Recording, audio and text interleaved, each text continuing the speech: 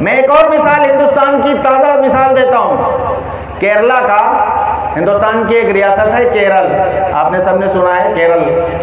केरला में एक ज़िला का नाम है मल्लापुरम। केरल ने, पूरे सूबे ने सन 2013 में, 7 साल 8 साल उसको भी हो गए, सन 2013 में 100% तालीम का निशाना पूरा कर लिया है। 100% लिटरेसी, साक्षरता मुकम्मल। यानी वहाँ सरकार ने मान लिया है कि कोई एक आदमी भी जाहिल नहीं बचा।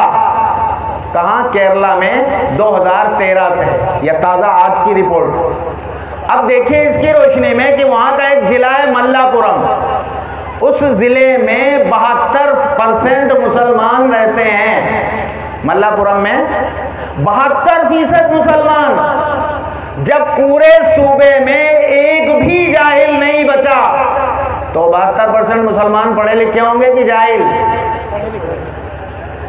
इसका मतलब यह है कि आज की तारीख में भी मुसलमानों ने अपने नबी सल्लल्लाहु अलैहि वसल्लम का ये फरमान सामने रखा और 100% तालीम का निशाना पूरा करके दिखा दिया है। 100% पढ़े लिखे, एक भी जाहिल नहीं।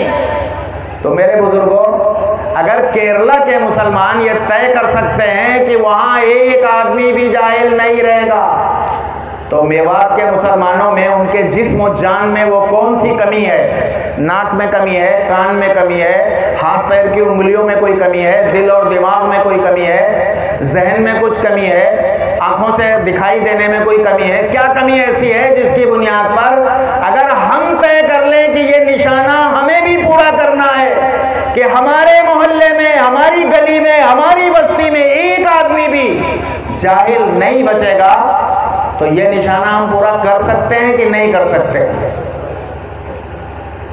बताइए, हाथ उठा के बताइए कितने लोगों की ये बात समझ में आ रही है कि हमें ये निशाना पूरा करना चाहिए कि नहीं करना चाहिए? अल्लाह ताला आपके हाथों की लाज रखे और अल्लाह कबूल फरमा ले कि इसके वास्ते से हमारे अंदर तहरीक पैदा हो और हमें वाकई तालीम पर खड़े हो जाना चाहिए। आज की दुनिया में, मौजूदा दुनिया में तालीम सबसे बड़ा जरिया है तरक्की का। किसी भी मैदान में जाना है, तालीम बुनियादी जरिया है तरक्की का, और हम उसमें पीछे हों तो ये बहुत अफसोसनाक सूरत हाल है। मेरे बुजुर्गों, इससे आगे बढ़कर चंद बातें और अर्ज करनी है कि अल्लाह के नबी सल्लल्लाहु अलैहि वसल्लम ने तालीम के बारे में तो ये फरमाया कि सब पर फर्ज तालीम, तो सबको पढ़ना जरूरी है। अब मैं दो बातें बूढ़ों के लिए, बड़ी उम्र के लोगों के लिए कहना चाहता हूं। अगर अल्लाह के नबी फरमाते हैं कि बूढ़ों पर भी तालीम फर्ज है, तो इसका मतलब यह है कि अगर वो अंगूठा टेक और जाहिल और न कुरान पढ़ना आता, न दीन की किताबें पढ़नी आती, इसी हाल में वो अल्लाह के सामने जाएंगे तो उन्हें जवाब देना पड़ेगा कि नहीं? ये बहाना करना कि माँ बाप ने पढ़ाया नहीं था इसलिए जाहिल रह गए, ये बहाना अल्लाह मियाँ के यहाँ नहीं चलेगा। क्यों नहीं चलेगा? कितने लोगों के माँ बाप ऐसे होते हैं कि वो दुनिया से चले जाते हैं और अपने बेटे को कोई कारोबार नहीं करा के गए, या अपनी औलाद के लिए घर नहीं बना पाए कोशिश के बावजूद। तो माँ बाप के दुनिया से चले जाने के बाद वो औलादें अपने लिए घर बनाती हैं कि नहीं? वो अपना कारोबार ढूंढती हैं कि नहीं? अपने पैरों पर खड़े होने के लिए हाथ पैर मारती हैं कि नहीं मारती?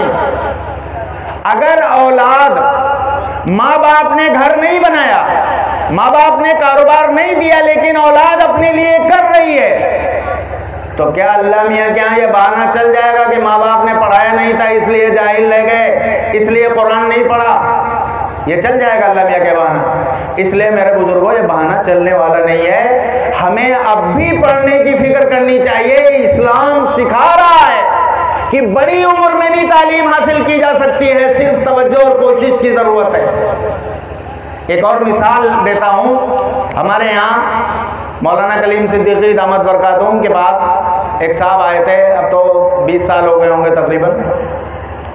बड़ी उम्र के एक साहब, तकरीबन 67 साल की उम्र के आए और कहने लगे हजरत दाखिला कर लीजिए। हजरत समझे अपने पोते होते का दाखिला कराने लाए होंगे, तो वो कहने लगे लाओ बच्चे को, कहाँ है? वो कहने लगे हजरत मैं ही पढ़ना चाहता हूँ। हजरत कहने लगे ठीक है चलो तुम्हारा दाखिला करवा, कह देता हूँ पढ़ो तुम। वो पढ़ने लगे, पहले नाजरा पढ़ा और फिर उन्होंने हिफ्ज़ करना शुरू किया। 5-6 महीने 4-5 महीने रहे, फिर कुछ तबीयत ख़राब हुई, वो घर चले गए। हम लोगों ने बहुत दिनों तक तवज्जो नहीं दी। कई सालों के बाद, तकरीबन 10-12 सालों के बाद हजरत का प्रोग्राम लगा इत्तफाक से उनके गांव में। तो एक बड़े, जाहिर है वो पहले से 67-68 साल के थे, 10-12 सालों के बाद तो और 80 साल के हो गए। तो अपने बच्चों को के ज़रिए एक साहब बड़े मियाँ आए हजरत से और मुसाफा किया बड़ी अकीदत से और कहने लगे कि हजरत मैं हूँ आपका शागिर्द। आप सब जानते हैं हजरत की उम्र तो खुद उतनी नहीं है जितनी बड़ी उम्र का वो आदमी था। तो हजरत कहने लगे भाई ये हमारे शागिर्द कैसे हो सकते हैं? कहने लगे हजरत आपने मुझे पहचाना नहीं, मैं वही हूँ जो आपके यहाँ पढ़ने आया था। और हमने हिम्मत नहीं हारी, अपने इमाम साहब के पास बैठकर कुरान पढ़ते रहे 13 साल में हिफ्ज़ मुकम्मल कर लिया। पैगाम ये है कि 67 साल की उम्र का एक बूढ़ा अगर कुरान हिफ्ज़ याद कर सकता है तो 70-80 साल के हम होकर क्या कुरान देखकर पढ़ने के हाल में भी नहीं हो सकते? क्या कुरान देखकर पढ़ने की कोशिश नहीं कर सकते? इसलिए ये सब बहानेबाजियां कि कुरान पढ़ा नहीं जा सकता, ये सब नहीं चलने वाला है।